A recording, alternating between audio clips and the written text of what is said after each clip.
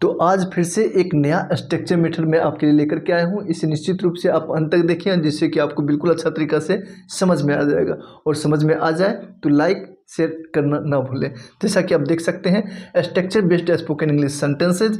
तो इसमें हम कैसे बनाएंगे? सबसे पहला है कुछ समय बाद, एक सप्ताह के बाद, उस अनुभव के बाद, शादी के बाद, छुट्टियों के बाद। ये एक आपका हिंदी फ्रेज देखने को मिल रहा होगा, जिसको जब आप इंग्लिश में कन्वर्ट करेंगे तो आपको काफ़ी अच्छा लगेगा, क्योंकि इस पर बहुत सारे सेंटेंसेज आप खुद से क्रिएट कर सकते हैं और इस पर एक लंबा लंबा वाक्य बन सकता है। जैसे कि यहाँ लिखा हुआ है शादी के बाद, ठीक है। इसी प्रकार से शादी के बाद सब कुछ बदल गया, ये भी हो सकता है ना।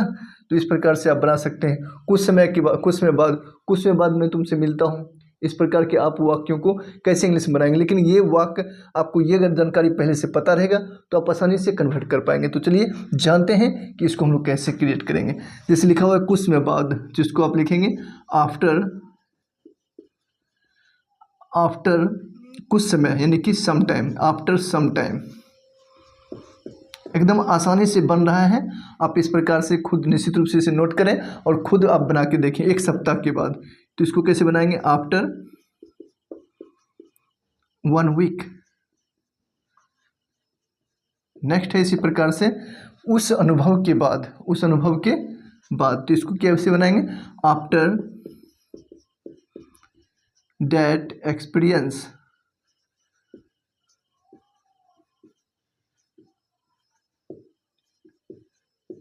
After that experience. नेक्स्ट है शादी के बाद, तो इसको आप लिखेंगे after the marriage. After the marriage. Next इसी प्रकार से है छुट्टियों के बाद, तो इसको आप लिखेंगे आफ्टर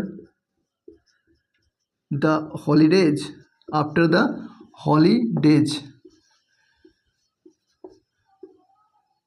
तो इस प्रकार से आप लिख सकते हैं। तो आपको कैसा लगा ये आप निश्चित रूप से बताएंगे। और जिस प्रकार से आपने अभी हमने बताया था शादी के बाद, आफ्टर द मैरिज, इस पर आप सेंटेंस बना सकते हैं। जैसे लिख सकते हैं एवरीथिंग हैज चेंज्ड। इस पर आप जैसे लिख सकते हैं कि शादी के बाद सब कुछ बदल गया। तो इसको आप कैसे उदाहरण के तौर पर आप लिख सकते हैं, समझ सकते हैं।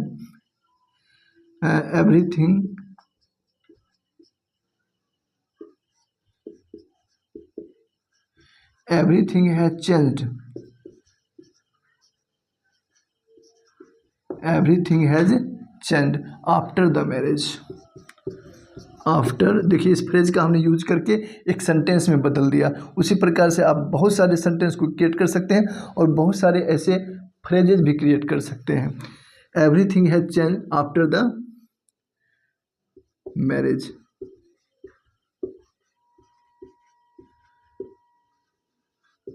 तो इस प्रकार के सेंटेंस क्रिएट करना अगर आपको समझ में आ गया हो तो निश्चित रूप से आप एक सेंटेंस जरूर क्रिएट करेंगे। और इस प्रकार से आपको कैसा लगा आप अपनी राय जरूर दें। क्या इस प्रकार से इंग्लिश सीखना आसान है? तो आप निश्चित रूप से बताएंगे। Thank you. फिर मिलते हैं ऐसे ही स्ट्रक्चर बेस्ड सेंटेंसेज लेकर के।